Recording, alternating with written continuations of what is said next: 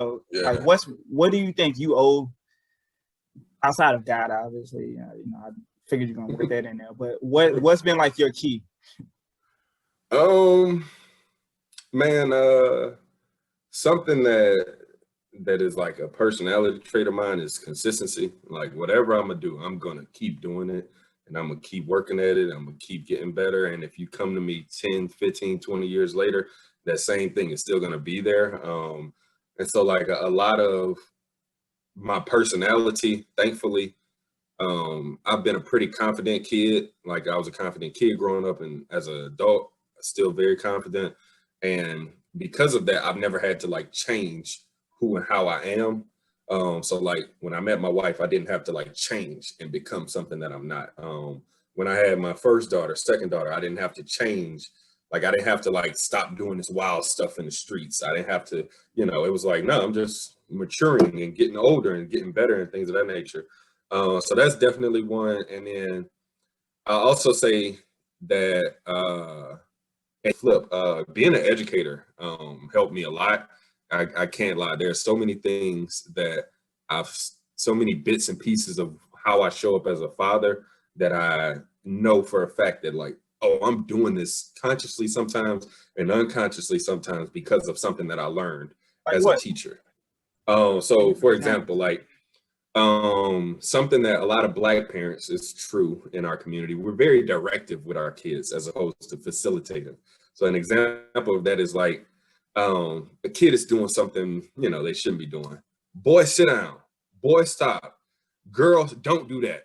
As opposed, that's directive. I am directing you to do something. As opposed to facilitative, it's like, hey, what are you doing? Do you think that's safe? Do you think that that's going to work out? How do you think that's going to turn out? And so it kind of puts the onus back on like the kid to make a decision. And then that helps them, as I talked about earlier, cool. I can start to regulate what I'm doing from right from wrong, as opposed to needing that hard, hey, don't do this, don't do that, as opposed to, because what happens is kids turn into adults who then can't take direction or can't make choices without someone telling them, hard and how to do things. That's Do just you my ever opinion. this kind of ties back to something we were talking about earlier. So I know for me is you know, whenever I attend like anything Bryson has going on, he's taking the directions, or like somebody like another adult is leading the class. I always Mhm. kind of look at him like saying, I was tripping. Like sometimes like for let's take karate for example, right?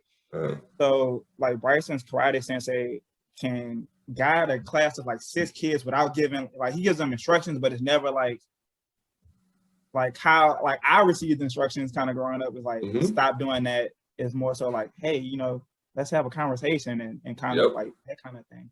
So I always Which I is always think it's it's funny. social emotional learning. That's exactly what it is. It's like, cool, let me tap into your emotions and also into the social aspect of what we're doing to help you learn from this situation as opposed to being consequenced from this situation. Yeah, kids shouldn't always have like I should do this or there's going to be a negative Hmm. consequence. Sometimes you want to teach them like, I should do this because A, it's the right thing to do, or you know Yep. like Yeah. figure it out on that. It removes the carrot stick, as we say in education. Like a lot of kids do things because of XYZ. Like, cool, I'm going to like study because I will get an allowance, or I'm going to not punch this kid because I won't, because I don't want to go to the principal's office, as opposed to like, no, I'm going to study because I want to be smart, or I'm not going to punch this kid because that wouldn't be that kind. So it teaches them to operate mentally in a different way, where like a lot of Black people in our community, just being totally honest, don't think like that. Adults, a lot of people are very like, if this happens, then this happens, as opposed to like, let's just create the world as it should be. I feel like we're kind of like-minded in that way, but I can also hear like some of like the people who's probably gonna listen to this and say like, well, what's wrong with that? Hmm. So I don't know, man. What would you say to like the devil's advocate? The devil's advocate is, and this, like, once again, I'm about to say something that I've said to like teachers, and I'm like, keep in mind, I'm an assistant principal, and it's like, Just because it happened to you doesn't mean it needs to keep happening. That's the first rule of thumb. Just because something happened to you as a kid or you went through something doesn't mean it has to keep happening, because our world should not stay the same. We should continue to grow and advance as humans and as definitely as Black people in America, because a lot of the things that were done to us were somewhat traumatic, and we've just internalized it and normalized it so much to where like we don't see an issue with it, when it's like, actually, like, we really shouldn't be spanking kids. Like, why are we hitting a kid and teaching them that, like, if you do something bad, you should receive a physical, a physical punishment. And then the other piece is not just like, if it happened to you, like, it doesn't need to keep happening. The other piece is what are you trying to prove? It's a kid. It's a kid. At the end of the day, it's a kid. Yeah, like, you should not have higher expectations for kids than you have for adults. So it's like, for example, it's like we expect that in a professional meeting, an adult probably is not going to want to sit down for a full hour. They're going to want to move. They're going to want to stand up, probably get a little bathroom break. But then you expect kids to like sit down and be quiet. Like, we don't even expect that out of adults. Or like in a meeting, adults will sit up and text and like laugh with each other and do things that are off task, and then try to punish kids who do the same thing. So don't have higher expectations for kids than you have for yourself and or other adults. And a lot of adults have these crazy high expectations for kids, and then they themselves don't meet that same, do as I say, not as I do. Like, what? I don't think that's ever worked. And I think one thing that you're kind of leaving out, and I'll give you credit for, is really important as like parents to mirror, like whatever, like if you send your kids to like Montessori schools and like, where they kind of harp on being able to kind of self-explore and learn, you have to mirror that at home. So like one thing that you guys, I think, go above and beyond that is creating like positive habits. So like reading, and like we just talked about like extracurricular stuff. So that's the big thing. So like your kids aren't catching spankings, for example, at school. You don't want to teach them to kind of live in two different worlds. And like, that's, I'm not saying that to say like, I got that figured out yet, but that's just one of the things that I'm trying to be conscious of. And like when they come home, I want life at home to kind of mirror life at school. So it's like you said, not being as directive, but kind of being more of a facilitator, like, son, that makes sense, what you just did. All right. No, it don't, right? And then the flip side of that is it turns into academic success, because if a kid is trying to navigate two different worlds, like at school, I exist this way, at home, I show up this way. And while from a culturally relevant standpoint, some of that is good, like at home, we should be able to talk in African-American English, and Kendall be able to understand and navigate and understand that, like, cool, when I'm at home, when I'm around my cousins, I talk this way.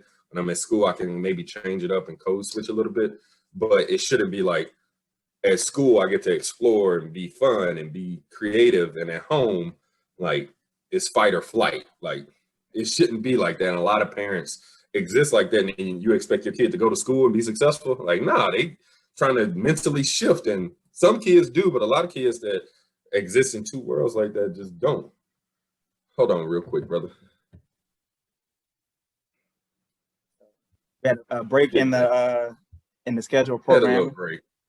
This is my youngest baby girl. This is Camille Elizabeth James. She is a whopping 2 months and like, let me see, today is the 13th, 2 months and like 25 days old. She'll be 3 months on the 18th, day before Juneteenth. And she is heavy. But anyway. You know what this reminds me of? I remember before we had Rhea, everybody told me like 2 feels like 20. So, once you have 2 kids, it feels like you got 20 kids. Similar experience, or you think what? 1,000%. There's something that I've been wondering that I was planning on doing. I told myself I was going to read like three to 4 books in June.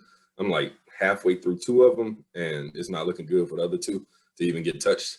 Because it's like, when I'm with Kendall, cool, I'm on with her. And then now, like, cool, I'm on with Camille. But you definitely feel like, okay, cool. It's no longer 2-on-1. Now it's an even match. It's 2-on-2. Like one of us has Kendall, one of us has Camille. Like she's about to go do some stuff with Kendall right now. And clearly I have a baby girl. Yeah, I can only imagine what 3 feels like, when you I outnumbered. won't ever find out. I won't find Right. out. Right. Agreed. Yeah, man. To that note though, like, so how do you think Kendall's kind of been adjusting to not having like a little sister? She's been adjusting very well. I think the age difference kind of did some of that work naturally because they're 5 years apart. Kendall doesn't want the same things as her sister, or is not like jealous in the same way. I feel like if Kendall was like 1 or 2, she wouldn't understand that, like, oh, mommy and daddy have to do this with my sister because she's a baby. But there are definitely times, and she's super helpful. And I think that she'll be a great role model for her sister to be able to learn from. But the flip side is, like, I do notice sometimes I'll be holding Camille, and then, like, if Kendall might walk in right now and be like, "Daddy, I want to sit on your lap," and it's like, cool, Daddy's a big man. I can probably hold both of y'all. Come on. And I know that she's doing that simply because she sees, not to make a direct comparison, but like last night we had my cousin was over and that they brought their doggy. I was rubbing their dog's head, and my dog came over and like tried to put her head up under my hand and was like, "Yo, give me a little bit of that love that you're throwing out right now." All right. But that's what we're doing? Right. Yeah. But yeah. But, I think this is a kind of a good way to kind of lead us out. So, let's see, how do I kind of want to close this? Do you have anything that you want to, like, just keys that you want to kind of pass along, like, that has contributed to your success as a dad, or any advice you want to give to other dads out there? Let me see something. One thing I will say, and this is true of educators and true of dads,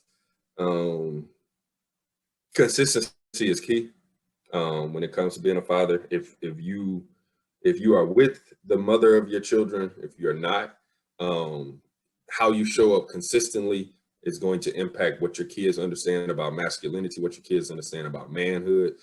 And if you're inconsistent in that, you got to expect that their understanding of masculinity and manhood, fatherhood, for the sake of specificity, is going to be inconsistent.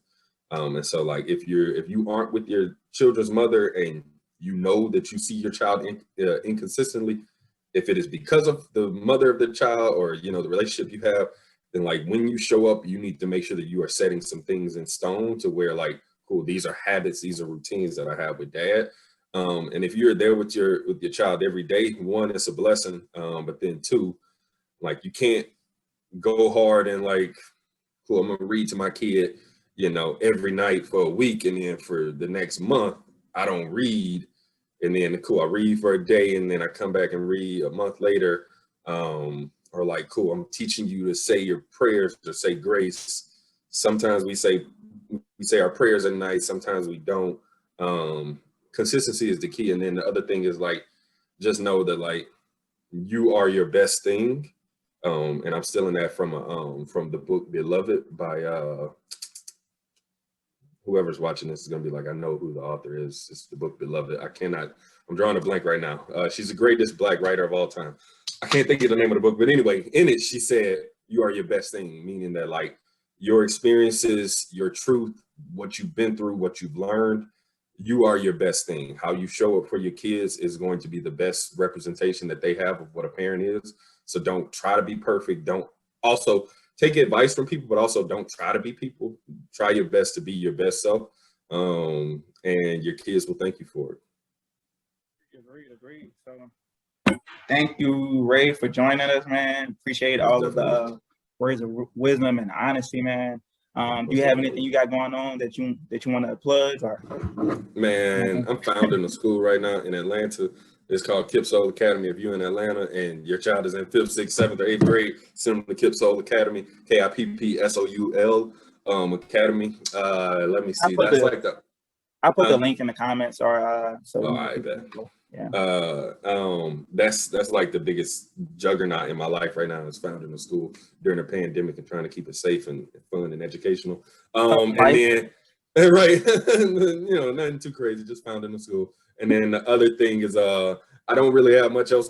Follow me on social media, _Rayvolution, not revolution, but Rayvolution, on Instagram, and then on Facebook. If you're there, Ray James, it might be hard to find me.